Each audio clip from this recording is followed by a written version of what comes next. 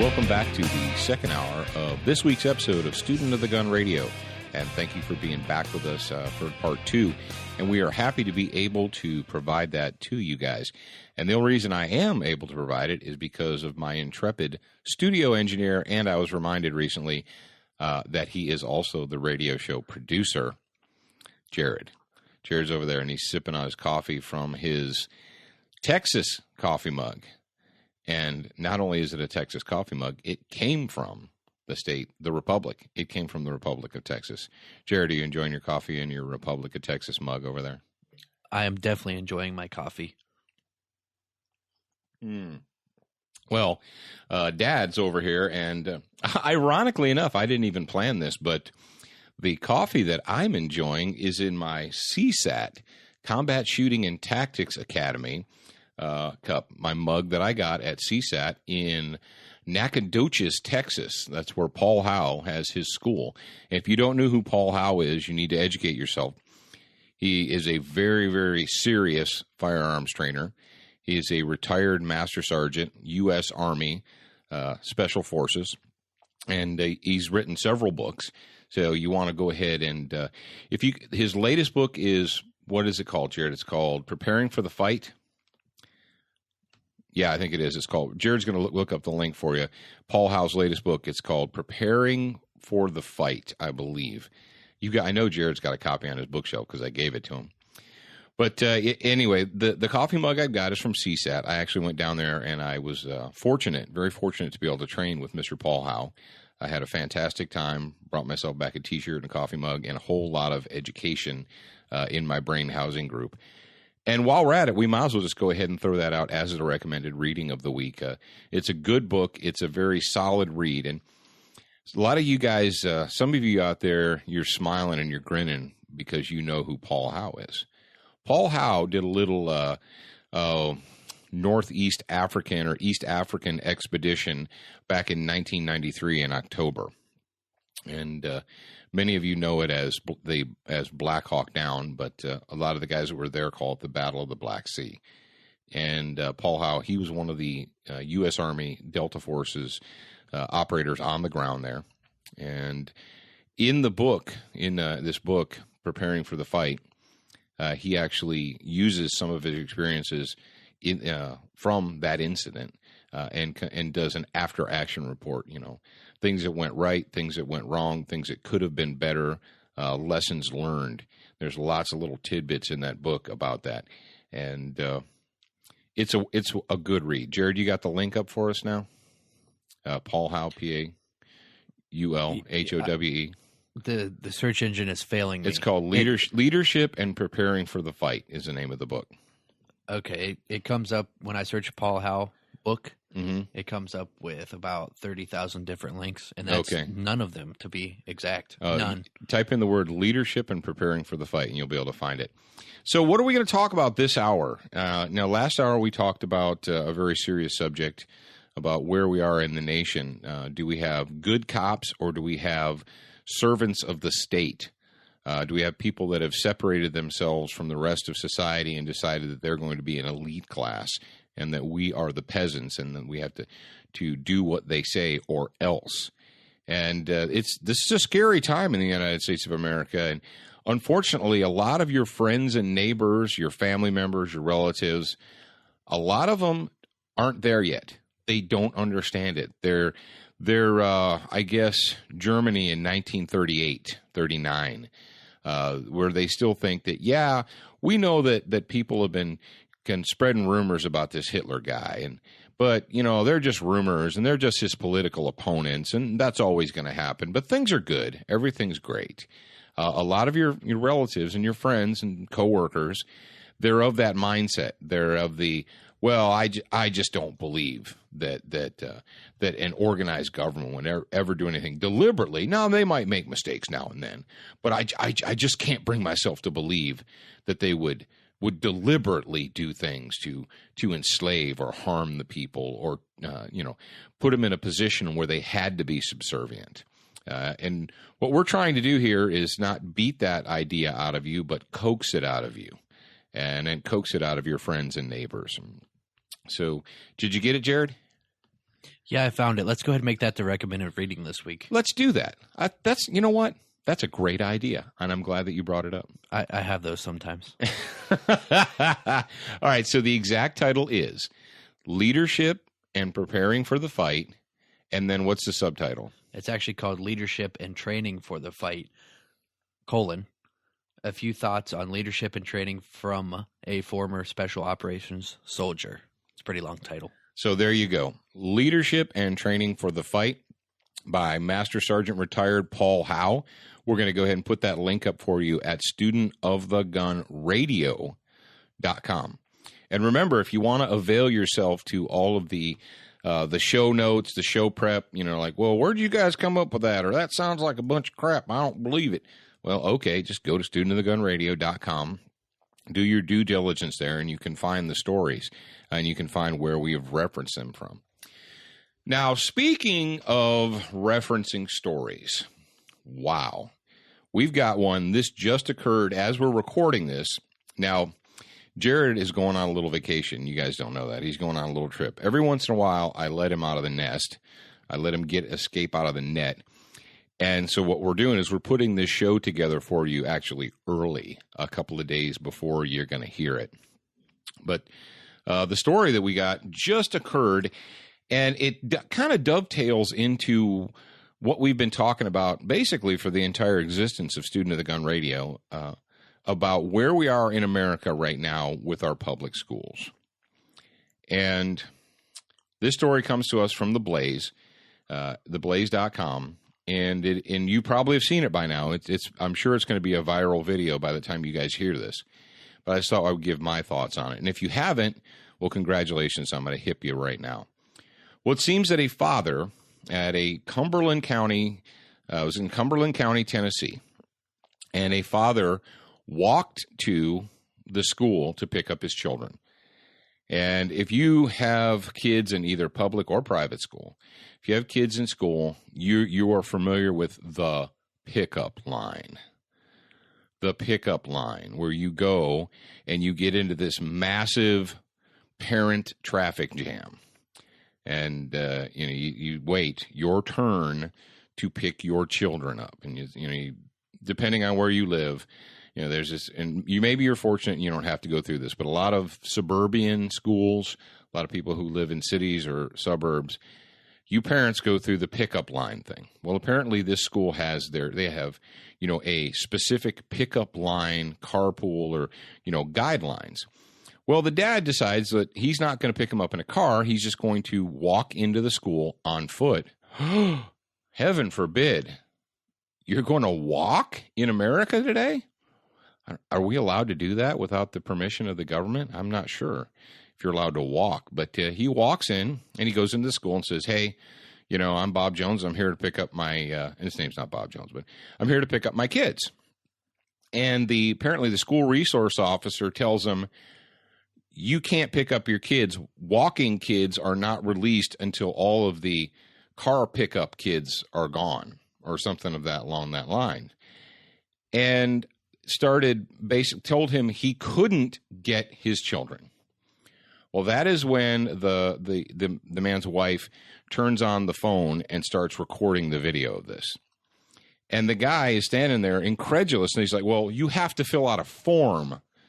Not sign a sign-out sheet. We all understand the clipboard with the sign-out sheet where you write, Mr. Markle picking up Jared Markle, reason he's sick, needs to go home. Reason because I said so, because I'm his father. That's the reason. But we're all familiar with the clipboard with the sign-out sheet. No. They initially tell him that if he wants his children to walk home with him, that he needs to fill out a form, a permission slip form for them. So if you're watching the video, he comes in, he says, no, this form is to give my kids permission to walk home on their own. It's my permission to give the kids, to do that. And so he's like, I don't need to fill out a form to pick up my children. Here's the deal. I'm here, school's out, give me my kids. And the school resource officer, this dude is a gem. You know why he's a school resource officer? I'm going to piss off some of you SROs out there, because I've known some SROs. A good buddy of mine, a guy named Dan, spent a lot of time as an SRO. And Dan was very dedicated. He was very proactive. Dan was the kind of guy who would actually pay his own money to go to training schools to keep up his training. Dan was preparing for Columbine type events before Columbine type events happened. And so you've got those. But on the other side of the coin, you have the members of the police or sheriff's office who just can't seem to cut it out on the road. But the sheriff doesn't have cause to fire them, so what happens? And write me letters all you want, but I tell you what, guys, officers, men in blue, men in brown, men in gray, whatever you are, before you write me a letter and tell me I'm full of crap, I want you to look in the mirror and be intellectually honest with yourself and ask yourself, is your SRO program the dumping ground for people that can't cut it on the road? Yes or no? Be honest. And if your answer is no, if you can look me in the eye and say, that is absolutely not the case, we put our best and brightest into the schools. Fantastic. Go team. I'm glad for that.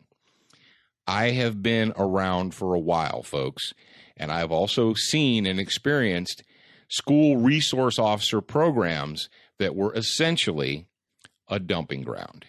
Like, well, we can't get rid of this guy or we can't get rid of this gal because they haven't done enough yet to warrant being fired and they have a union. So what do we do with them? They're a disaster out on the road. They don't work on patrol. Well, make them the SRO.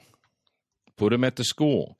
And this dude, this guy here that was on the little tape, and yeah, I know it's only a 6-minute video, but his behavior, anybody out there who takes pride in wearing the badge, in putting on the uniform and wearing the badge, should be embarrassed and ashamed.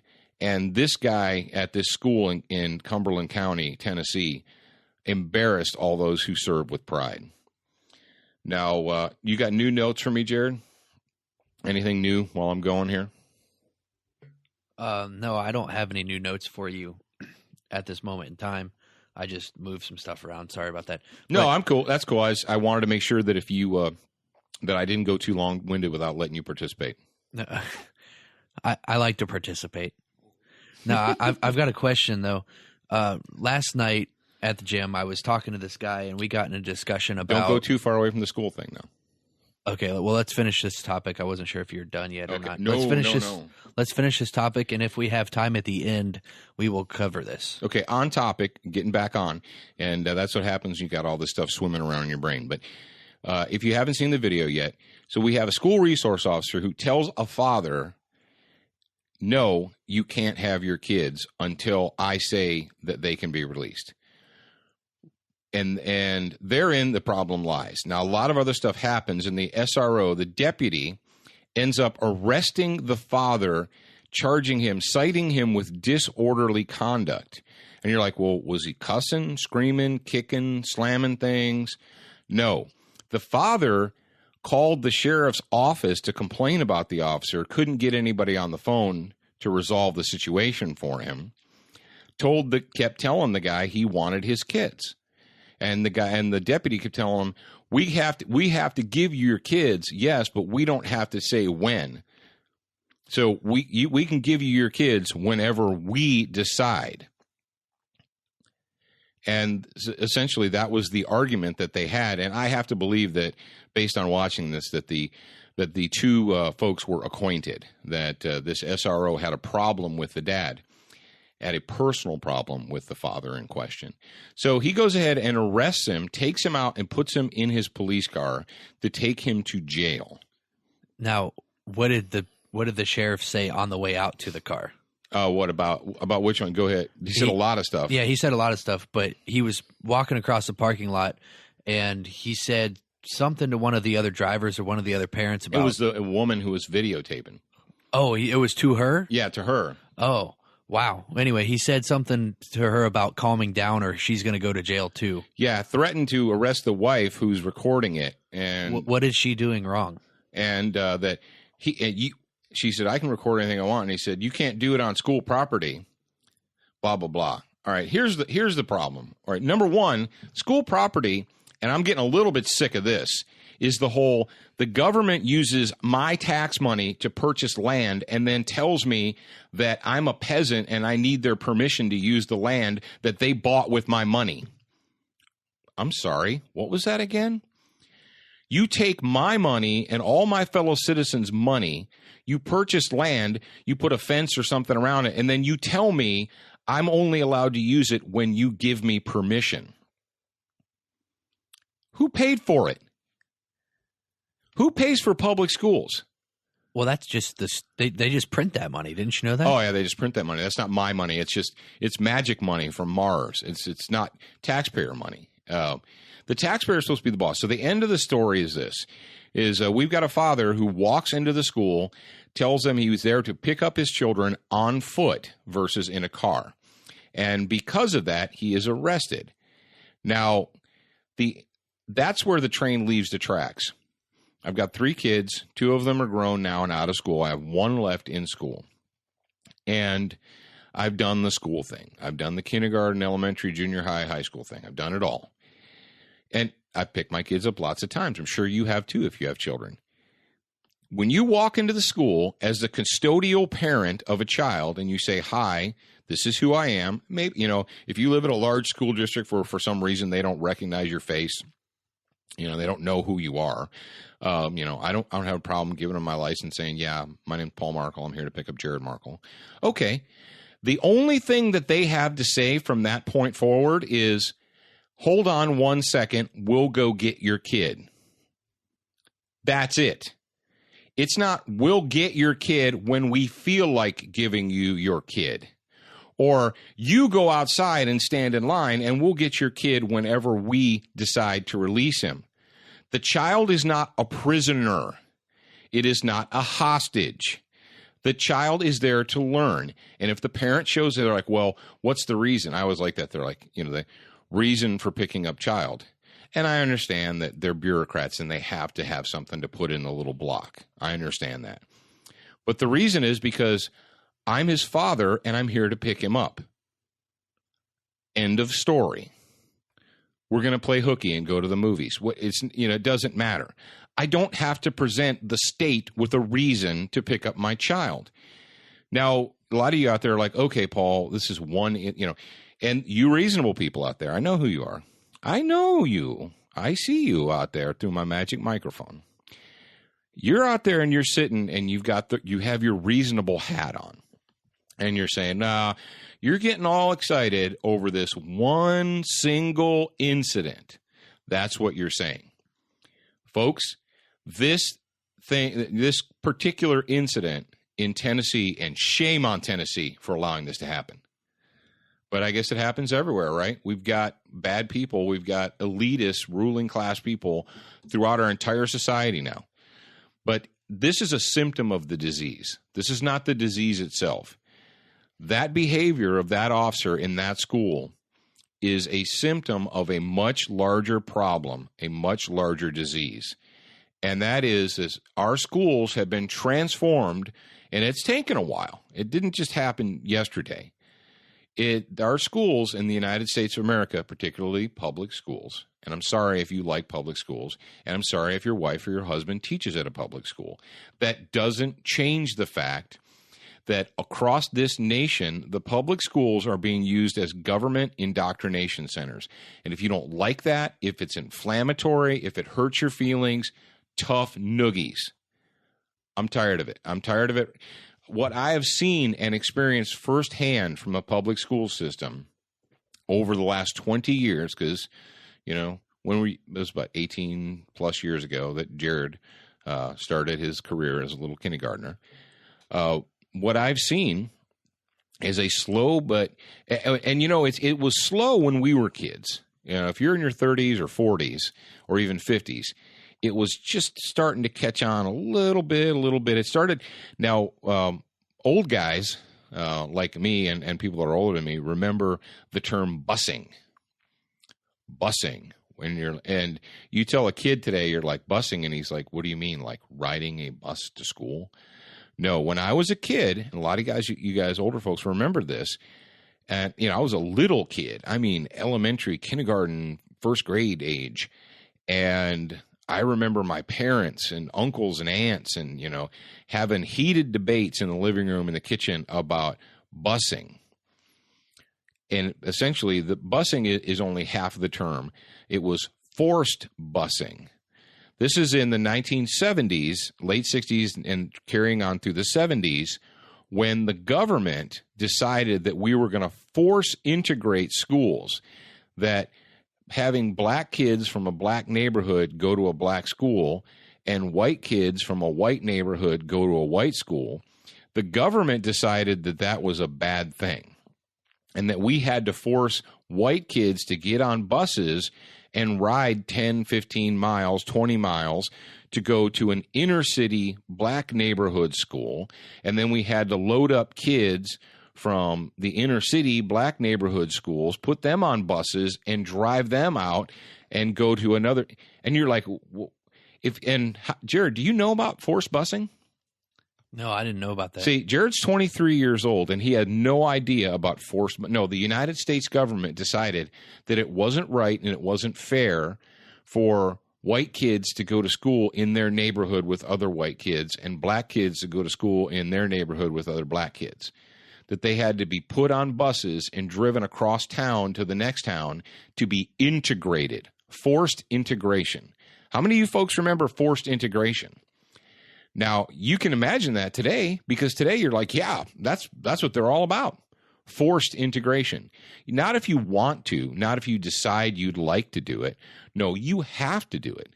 And it was a pretty hot debate. There was some serious violence and window breaking and protest marching and stuff that was going on when I was a little kid in the early 70s over forced busing and forced integration.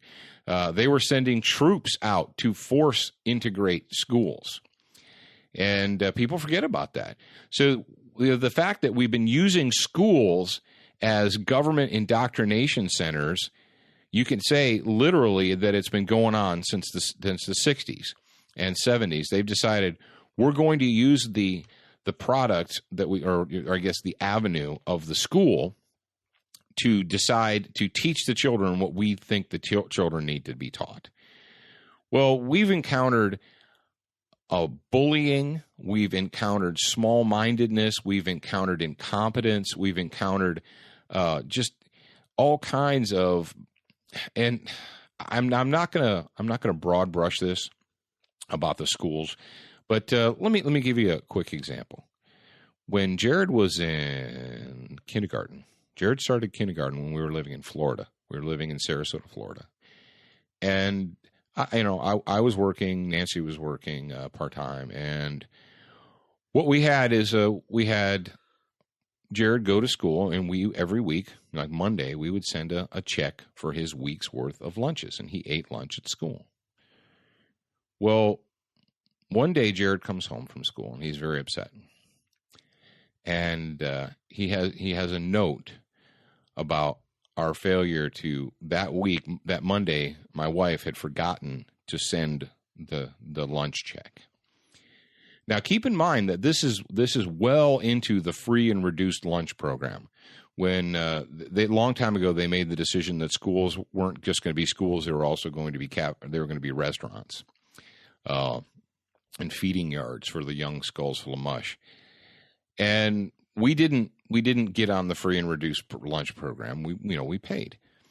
Well, Jared comes home. You got a 5-year-old kindergartner who's just about in tears because the lunch man told him that he needed to go home. And this is like Tuesday after we'd forgotten on Monday, that he had to go home and tell his parents that if they didn't pay for his lunches, he was going to eat a peanut butter sandwich for lunch until the money was paid. Okay. So you didn't pay the lunch bill for like a month, right? No, it was like 2 days. Yeah, okay, exactly. They couldn't wait. Oh, no. They couldn't at least send a reminder home? Well, the thing is, okay, the reminder came home, but the 5-year-old was castigated by the lunch supervisor man. You have an adult telling a 5-year-old, if you don't tell your mommy and daddy to send the money, you're going to eat a peanut butter sandwich for lunch from now on. You don't get the beef and noodles or macaroni and cheese or chicken nuggets or whatever it is they serve kids at public schools. But so I was, as you can imagine, your intrepid host here, Paul Markle, I was a bit upset.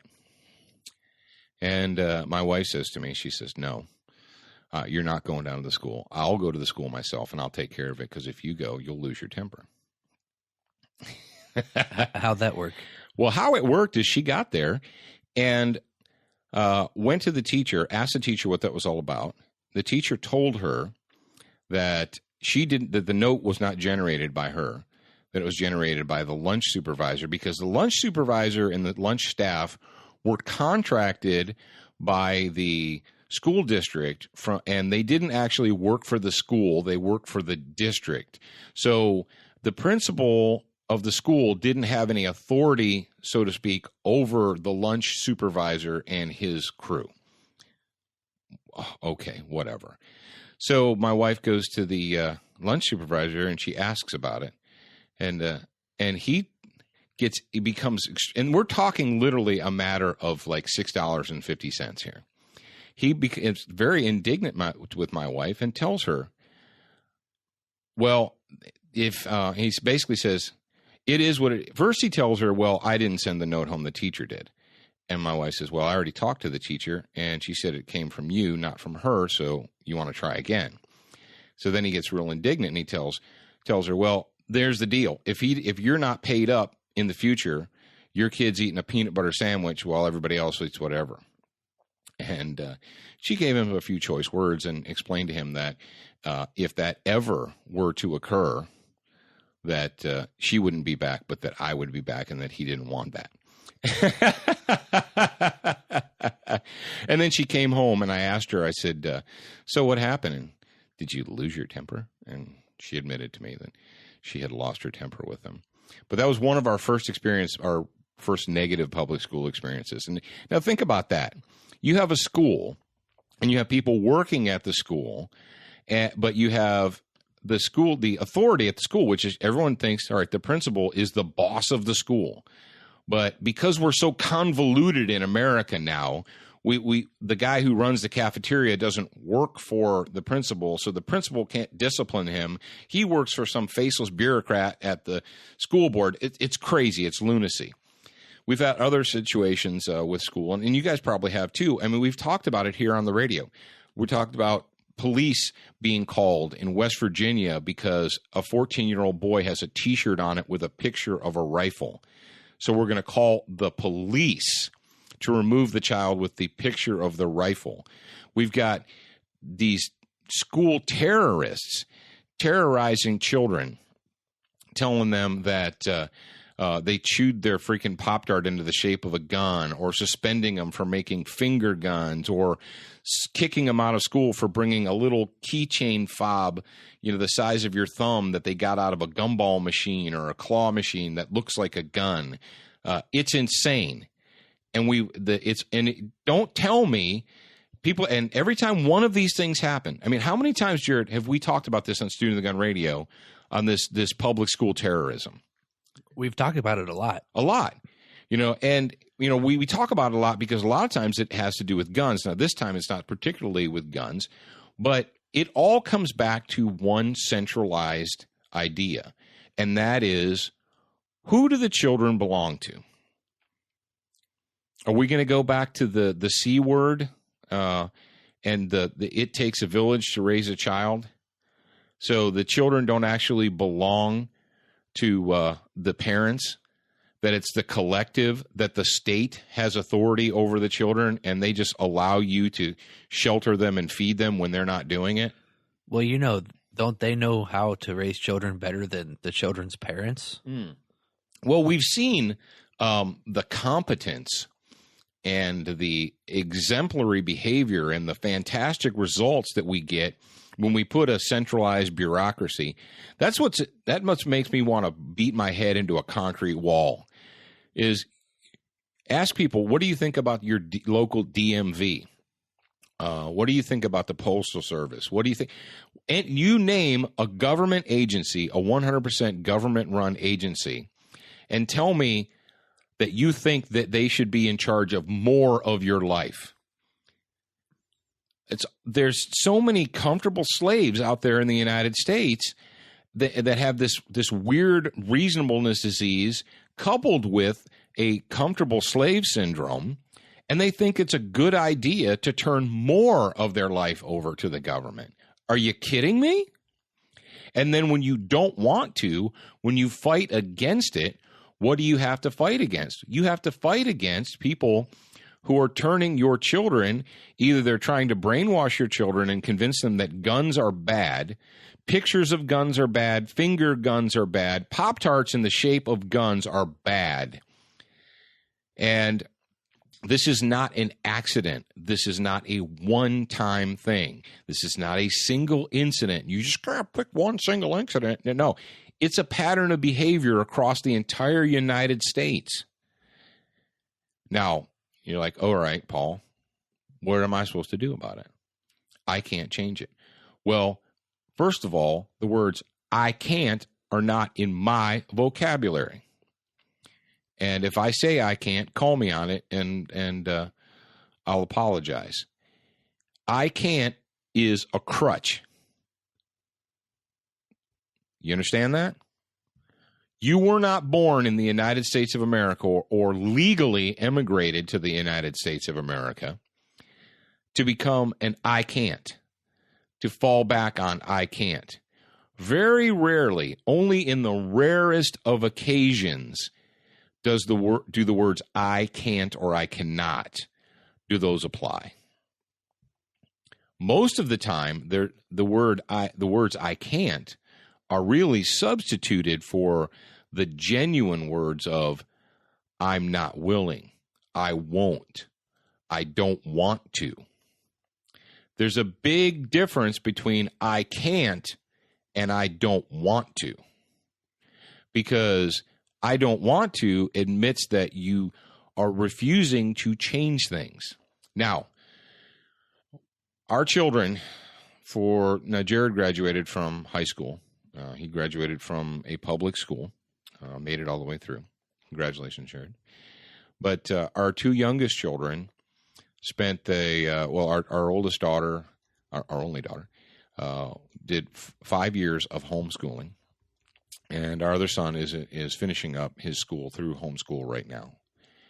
And probably I was talking to my wife today about this, and it was probably 10 plus years ago, we had considered homeschooling, pulling the kids out of school. And this is, in the early 90s or so, mid 90s, I guess it was. I guess the mid 90s. And we talked ourselves out of it. We listened to the reasonable people. Why, you know how dysfunctional your kids are going to be if you homeschool them? They won't understand how to interact with other humans. They'll be like these weird broken robots. But you don't understand everything. You're not a teacher. How can you homeschool a child?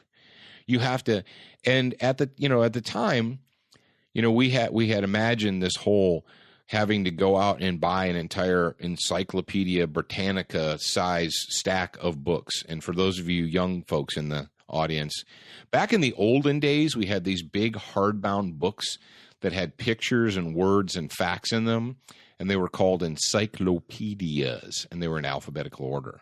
Do you have many leather-bound books in your apartment? Smells like rich mahogany. Many. I used to. I used to have many leather-bound books in my apartment. Did smell of rich mahogany, but then I got married. But kids, back in the old days, we had these things called books, and they had shiny paper in them and pictures, and we had to read them, left to right, top to bottom. I know that was in the old days when dinosaurs were ruling the world, but the story is we talked ourselves out of homeschooling our children. And it wasn't until we had a big blow up with the local public school system that we decided to pull our children out of public school and to homeschool them. And let me tell you what, folks, It's 2013. How much of your information do you get from your computers every day? Whether it's a laptop, a desktop, a tablet, a phone, what have you. How much of your information? I would venture to say that those of you who are listening to me right now probably don't read newspapers, rarely read magazines, and sometimes read books. Homeschooling children today is nowhere, it's not like it was in 1979 or 1984 or even 1994. Today, there literally are online academies. People go to college online every day. The University of Phoenix is one of the biggest ones in the world. And what you have to do is find out the guidelines for your particular state. Every state has its own guidelines. And then get involved. But every state that I'm aware of has some type of, some have very loose guidelines, some have very stringent guidelines as to what your children can do in the curriculum. You get involved in one of these online academies, you enroll your children, and the interesting or the neat thing about it is, unlike, well, what did you learn in school today? And you just have to think or wonder what your kids learned, or rely upon them to relate it back to you. You can go to their curriculum and you can read through it. You can read everything that your kids are being presented in the curriculum online. You can see. You'll know exactly what they're being taught. And you're like, yeah, but come on, 8 hours a day. I can't sit with my kids for 8 hours a day. Ask yourself this. You send your children to school probably from, let's go ahead and say 8 o'clock to 2:45, right? So let's say they're there from 8 a.m. The first bell's at 8 a.m. The last bell's at 2:45. How many hours is that? It's less than 7 hours. Now, so let's just say 7. How many hours out of the 7 hours are your kids actually actively involved in reading, learning, writing, lab work, what have you? Be honest. Well, let me see. You have breaks, you have recess, you have lunch breaks, you have special assemblies to talk about Earth Day, you have special assemblies to talk about selling light bulbs and Christmas wrapping and what have you. By the time you break it down, I remember going through when Jared was in junior high, going through his day and saying, now hang on. How much of your day and I talked to my wife and I was like, how much of their actual day do they spend learning versus doing all this other stuff? And it's certainly not 7 hours. It's probably not 6. It's not 5. So if you could spend 3-4 hours a day with your kids on their online academy, you could get it done. You get an entire day's worth. My daughter, when she started, and the kids can work at their own pace. And that was one thing that my daughter she was kind of being held back because she was getting bored with her work. And so when we started her, she was finishing an entire semester in half the time that it would have taken her to do a normal semester at school. Now, I know that people say out there, and they're like, well, but you don't understand, Paul, it's easy for you. Well, first of all, when you tell people that it's easy for them, A, it's very condescending, and B, most of the time you don't know what you're talking about because you don't know what other people have been through. I was not born into a rich family. We were never independently wealthy. We were the typical family where we had to work night jobs and day jobs and afternoon jobs and midnight sometime and travel. But what do you have to do? You have to make sacrifices. You have to adjust your comfort level. Well, it's easy for me because, we have our whole schedule planned around when the kids are at school. And ask yourself this, how much time do you spend as an adult, as a parent, in the whole transient shuttling back and forth situation? Now, maybe your kids are bused to school and you don't have to do that. Maybe they put them on a bus and take them across town. But if you're one of these pickup drop-off parents, we played that game for a while. You're spending an hour in the morning and an hour in the afternoon, 2 hours out of your day just in transit. And if you have to go sit in one of these pickup lines at a public school for 30, 45 minutes to an hour, I've seen them where if you didn't get there, the bell rings at 2:45, and if you weren't in line to pick up your kid by 2:15, you were a half a mile away from the school. And so people end up, showing up at 2:15 to sit there and wait for the school bell to ring. It's ridiculous. It's craziness. Now, does it require effort? Yes. Might you have to adjust your lifestyle to accommodate a homeschool? Yes, you might have to do that. Might you and your wife have to, or your husband, if you're a wife listening, have to change your schedules? Yes, you might. Everyone in the world has priorities. Make your choices. Do what you want to do. But if your choices and your priorities are made upon the excuse, I can't, or they're predicated upon the excuse, I can't, I think you're probably being dishonest with yourself. We don't live in Germany where it's against the law to homeschool your children. And, you're like, well, if the bottom line is, well, I hear what you're saying, Paul, but it's just not practical and there's no way it could happen and we're just going to have to suck it up and send our kids to public school. Okay, fantastic. That's great. You've made a choice and the choice is yours to make. But don't act surprised when your school treats your kids like servants, like peasants, when you find out that they're brainwashing your kids, that they're stuffing this new age garbage down their throats. Don't act surprised. When you get a call from the school, if you are one of my listeners, you're probably an independent thinker anyway. When you get a call from the school that your child has been arrested for showing up with a T-shirt with a picture of a gun on it and you need to go get them from jail. Yeah, that really happened in the United States of America. Yeah, think on that for a second. Or when you walk to the school to pick your children up, and then the representative of the state tells you that not only is he not going to release your children to you, but if you argue about it, he's going to arrest you and take you to jail. Yeah. So I guess the question is, whose kids are they anyway? You decide. And if you want to turn there's a lot of people in the United States today, creatures, comfortable slaves, that are perfectly willing to turn their children over to the state and let their state raise them. Let the state raise their children. Jared, thoughts, opinions? Jared, you with me? Kind of. I'm over here trying to work. Are you trying to work? Okay. Well, we're going to move on to the next. We're going to move on to the next subject now.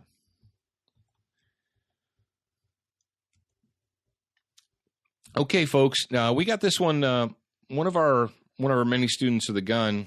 We saw this story, and we acknowledged it, but we didn't bring it up. And one of our folks out there, one of you guys out there, brought it up to us either via Facebook or email or something. But they said, "How come it is in Brooklyn?" Here we go. The story is Brooklyn mass stabbing leaves 5 dead, most of them children. And you may have heard this story, but then again, you may not have. The original story was published on Saturday, October 26th. And essentially what we had a deranged man, took a knife, went into a home in Brooklyn, stabbed a woman and 4 of her children to death.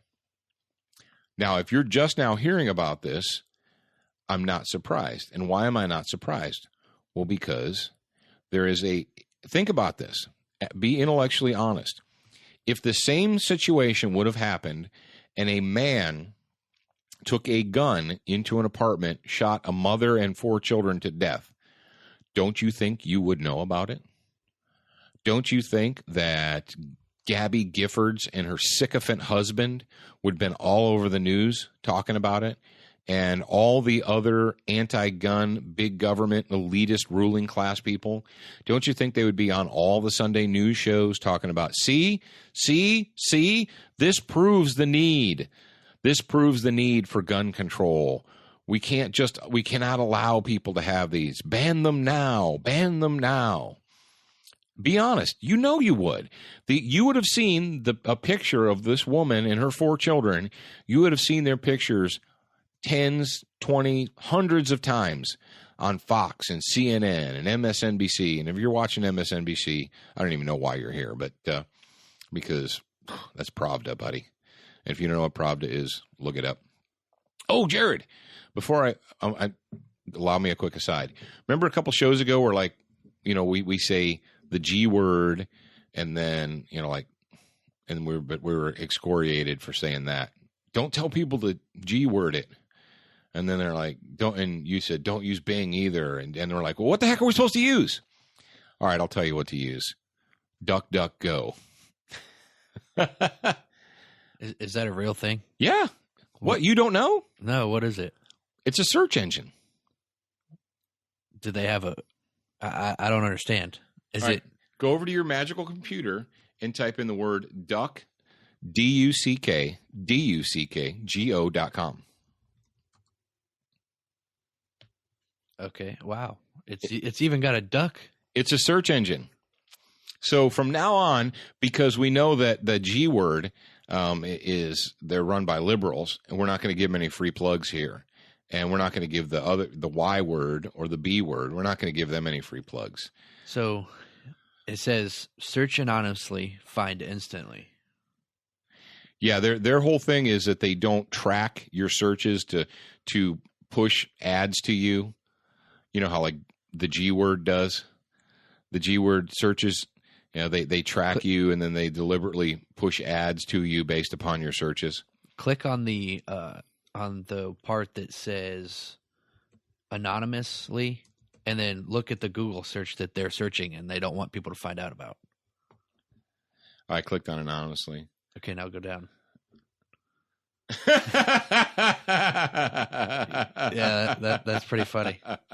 You guys go check that out. Go to duckduckgo.com and click on the little anonymous thing. So, of course, you know what's going to happen, Jared? Somebody's going to send us an email like the day after the show airs, and they're like, "Oh, you're stupid. DuckDuckGo is owned by Bill Gates." I'm like, okay.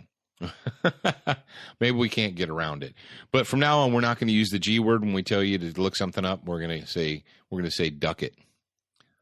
There we go. We can say duck it. So instead of saying the G word, when I drop a little knowledge on you there, a little bit of or if I drop something on you that you don't understand, I'm just going to tell you to go ahead and duck it. So, but if you've ducked the New York Times article here about the mass stabbing, we wanted to talk. I mean, I'm not going to hammer this into the ground, but be honest with yourself. Ask yourself, if this nut job in New York, in Brooklyn, would have killed a mother and 4 kids with a handgun, or God forbid, a rifle that was black, because you know that makes it bad, you know.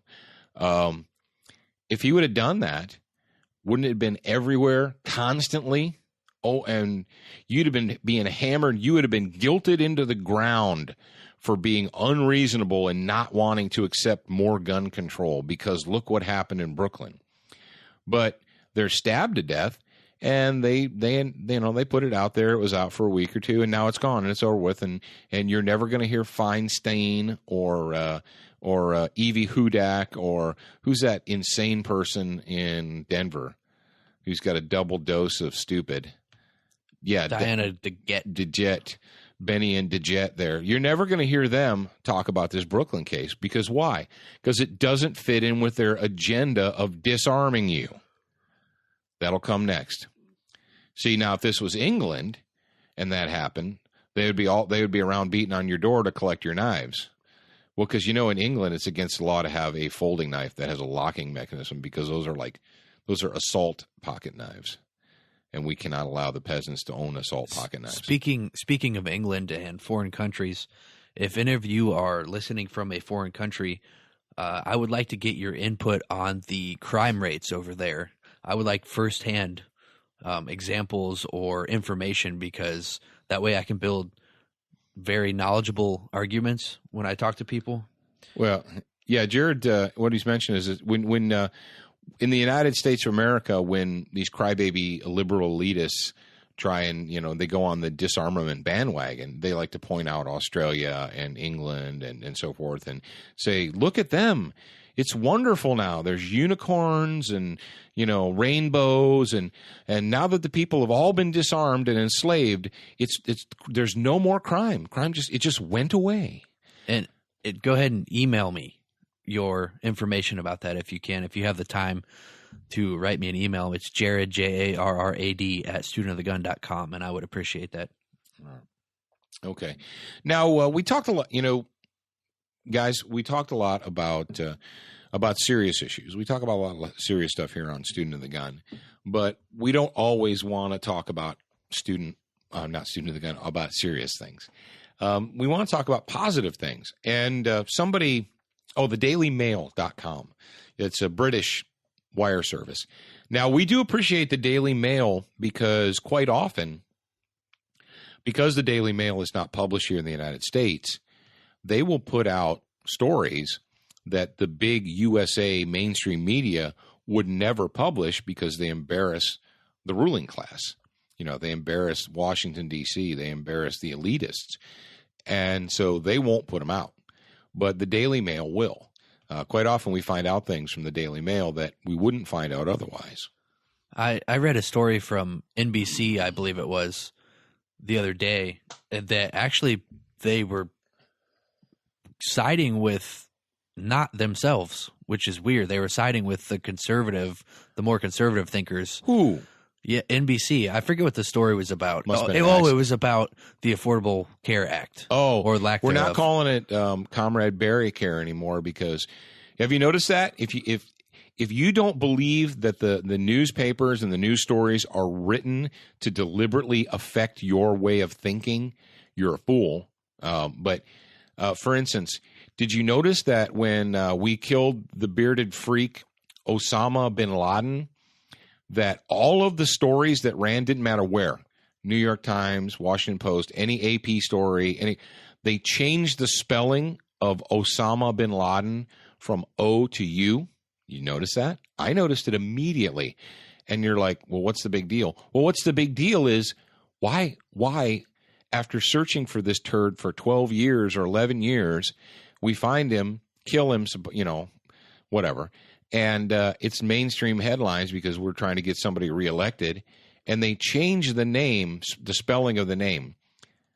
From September 11th, 2001, even before that, when Clinton didn't have the opportunity to catch him, when, was it Sudan, tried to hand him over to the Clintons, and he's like, no, we're not interested, we don't want him. The point is this. They changed the name from OSAMA to USAMA. You think that was an accident? You think one person accidentally changed the spelling? No. It was changed on purpose. Now, the reason we bring this up is because what Jared just said there about MSNBC and... Yeah, it was in NBC, I believe. But they changed the name from Obamacare to the Affordable Care Act when they're publishing stories about it now. Well, yes. Why would that be? Because nobody likes it now. Exactly. So what we're doing now, when we were trying to use that as a re-election tool or the government really cares about you tool, it was Obamacare. Well, now that everyone's angry about it, we're just going to change the name to the Affordable Care Act. Folks, all right, and those two examples right there, if you need more examples, we can give them to you. But if you don't think when you read a mainstream news, a United, UPI or Associated Press, if you don't think when you read one of those stories, it was specifically written to affect the way you think and the decisions you make, you're fooling yourself. Wake up, America. Wake up. And if it took you this long to realize that Obamacare was a bad thing, then I'm sorry. Where have you been? Yeah. They sublet I'm sorry that you weren't paying bin attention. Laden's cave. Let's talk about something good. Let's talk about some positives. Now, we had the good fortune of spending a week or so, a little more than a week, up in Ohio this last summer.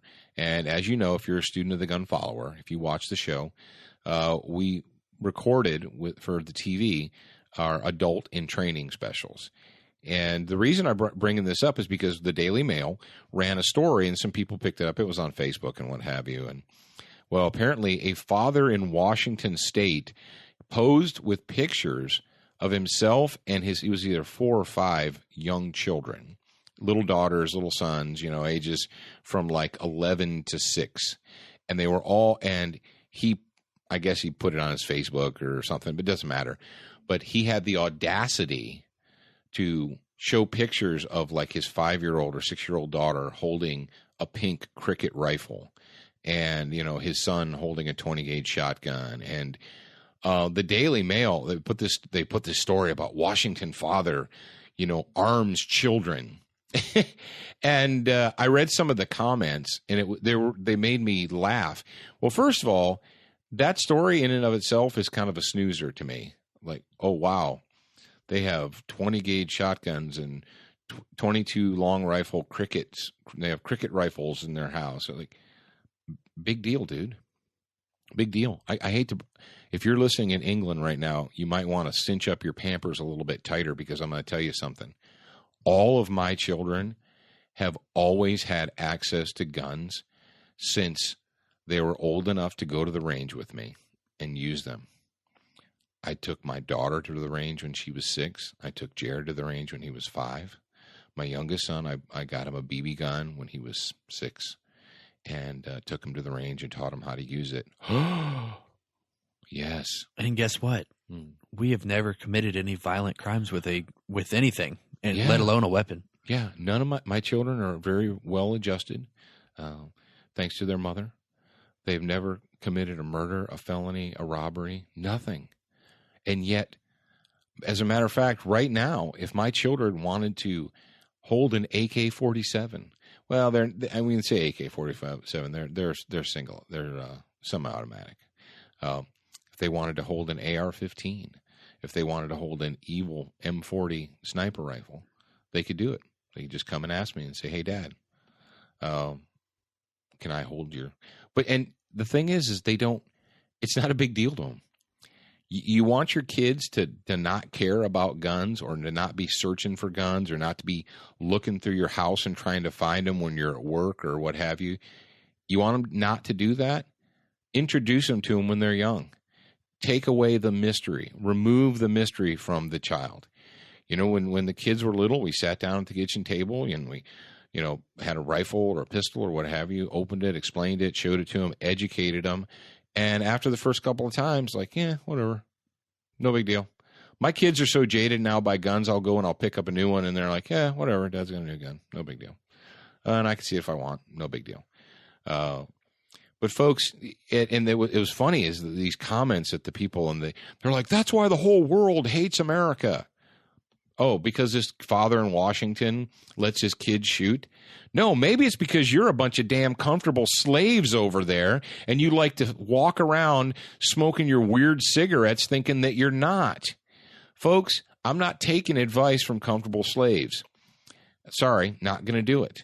But we bring that up, and if let's say you're out there and you found Student of the Gun because you search for gun podcasts, and you just happen to stumble across this one, and you may be in that situation where you have children, and maybe you own a gun or two or what have you, and you're thinking, what can I do to get my kids, interested and involved? And unfortunately, at some point in time, your kids are going to look at you not as the all-knowing and all wise father or mother. They're going to look at you as the dork that restricts their fun and freedom.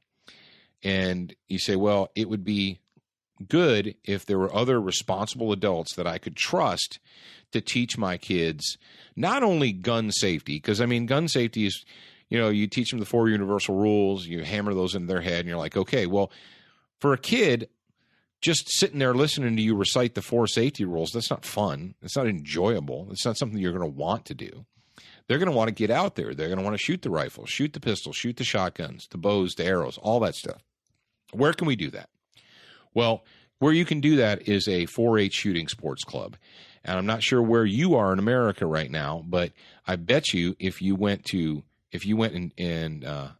duck it, you can go ahead and duck it and type in 4-H shooting sports and find a club near you. Find one that's in your area.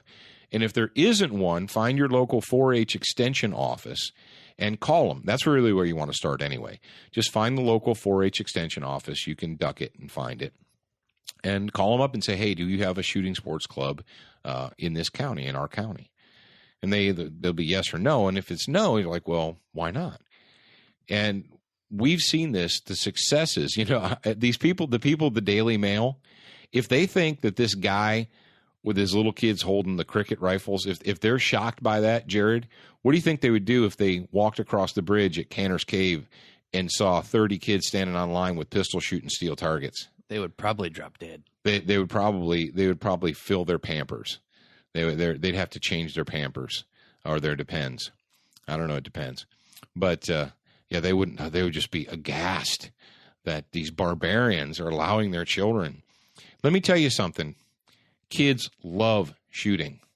They love the shooting sports. You don't have to force them to do it.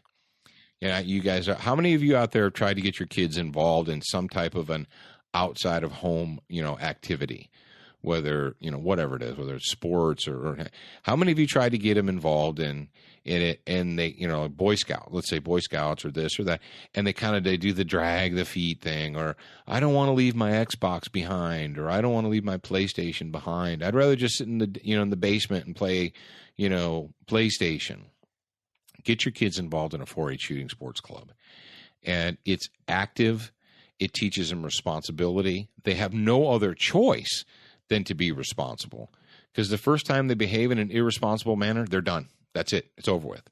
And so they learn immediately that there is not going to be any horseplay, that we're going to have fun while we're safe and responsible. And is that not the kind of kids that you want? And the reason I'm telling you this because I don't want to end this show on a sour note. I want to end it on a positive note.